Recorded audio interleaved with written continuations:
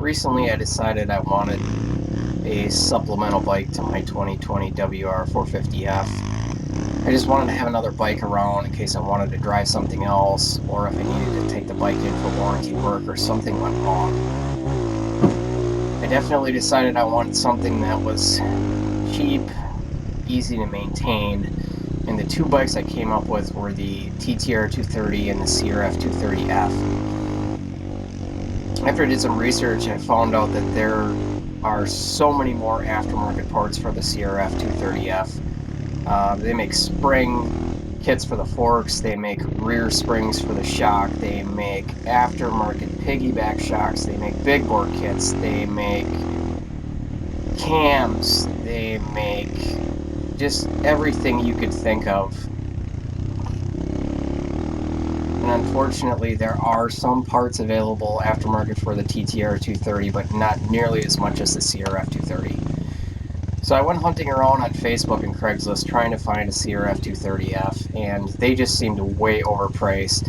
Most people wanted anywhere between $18 and $29 or $3,200, and some of them just had a lot of time on them, or they were really clapped out. So out of desperation, I decided to put an ad on Craigslist, a wanted ad that, cash paid $2,000 for a super clean CRF230F. And it took about a week and a half, but I did have somebody message me about an hour from my house with a super clean one.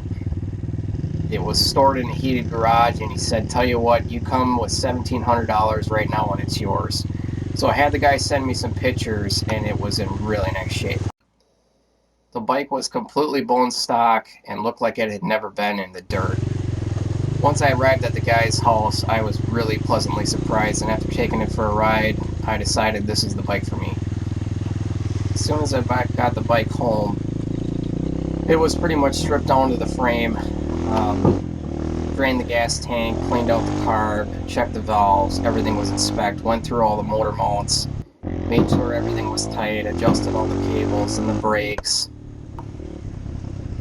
The stock air filter, jets, and needle all went in the trash, and they were replaced with a Maximum Pro filter, a jet kit, and needle from CRFsonly.com. Jetting and carburetor access on this bike are really one of the things I love. It's really easy to get the carburetor off versus some of the other stuff I've worked on. I also opted for a cheap $90 exhaust on Amazon, which comes with a header pipe and the slip-on, and for $90 you really can't beat it. It does not come with a spark arrestor, and it is significantly louder than stock.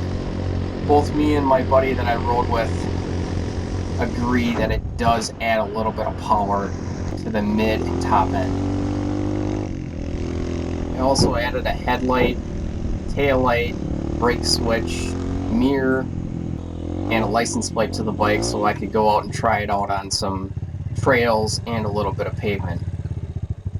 I did also go up one tooth on the front sprocket, as the stock gearing is really low, and first gear is almost unusable. Now that I have about 15 hours on the bike, I really got to give it to Honda. This is a fantastic trail bike that's really fun to ride. It does not have arm-ripping 450 power. It does go through deep sand. Where this bike really shines is first, second gear, third gear, where you're trail riding, you're doing technical stuff, maybe farting around in your backyard. If your kid has a CRF50 or a CRF100 or something and you want something to go ride with them, this is an awesome bike. It has super cushy suspension, air-cooled 2-valve tappet motor, super low maintenance, oil changes are easy, and Honda has not changed this motor from I think 2003 to 19. It pretty much remained the same. This is really the do-everything trail bike. You can do single track with it because of its super low seat height. You can climb up really gnarly obstacles. It's easy to get over logs. It's got enough power to get through the sand. It's got enough speed and power to run on the road. Obviously, you're not going to get up on the freeway with the stock gearing, but as an overall bike, there's just really a lot that you can do with this thing. and it's super fun to ride for all day rides.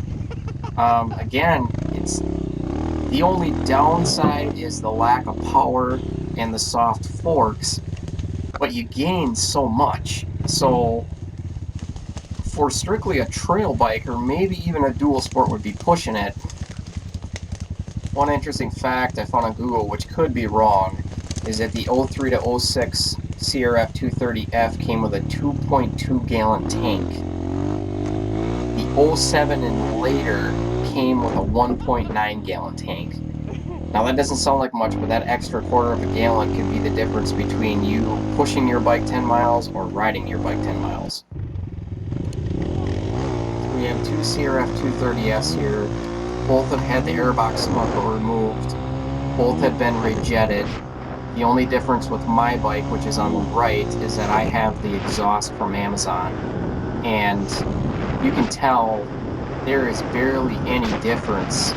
Sometimes he pulls ahead a little bit, sometimes I pull ahead a little bit. So the exhaust does sound cool, but whether it's worth the $90 is whether you want $90 worth of sound or whether that's worth it to you.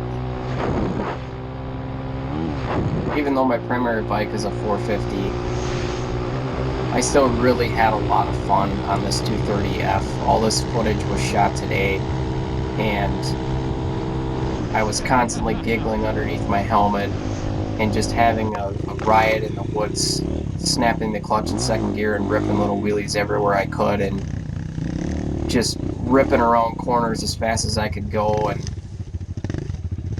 to me, and I truly believe it's more fun to ride a slow bike fast than it is a fast bike slow. And in all reality, this is a slow bike. It's not a competition bike by any means. You're not going to win any races, but it's still a lot of fun to ride. And the fact that it's so slow means that you can challenge yourself, you can challenge the environment, and you can challenge the bike. And that's what dirt biking is to me. It has nothing to do with speed or power or who is the fastest. It's all about the challenge and the reward you get from pushing those limits, even on a small bike that doesn't have a lot of power.